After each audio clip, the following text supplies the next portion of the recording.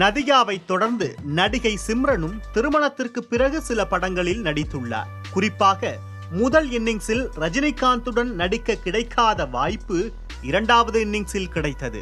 பிரபுதேவா நடித்த VIP படம் மூலம் தமிழ் சினிமாவிற்கு வந்த சிம்ரன் ஏராளமான வெற்றி படங்களில் நடித்துள்ளார்.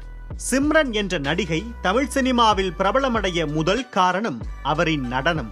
தமிழ் சினிமாவில் பல நடிகைகள் வந்தாலும் சென்றாலும் சிம்ரனின் நடனத்திற்கு தனி இடம் உண்டு.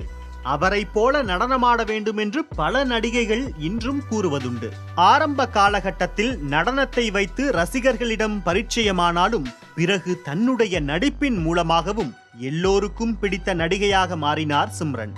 வாலி, ஜோடி, துள்ளாத மனமும் துள்ளும் போன்ற படங்கள் அவரின் சினிமா கெரியரில் முக்கிய இடம் பிடித்தவை. சினிமாவில் மிகவும் பிஸியாக இருந்த சிம்ரன் திருமணத்திற்கு பிறகு சினிமாவிலிருந்து விலகினார். இருந்தாலும் 3 ஆண்டுகளுக்கு பிறகு சேவல் என்ற படம் மூலம் ரீஎன்ட்ரி ஆனார்.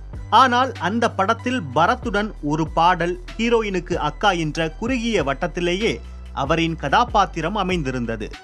ஆனால் சூர்யா நடித்த வாரணம் ஆயிரம் படம் அவருக்கு முக்கியத்துவத்தை பெற்றுக் கொடுத்தது. இந்த படத்திற்கு பிறகு அவர் சில படங்களில் நடித்திருந்தாலும் அவருக்கு மிக முக்கியமான படமாக அமைந்தது பேட்ட திரைப்படம். இந்த படத்தில் ரஜினிகாந்துடன் அவர் நடித்த காட்சிகள் அனைத்து தரப்பு ரசிகர்களையும் கவர்ந்தன.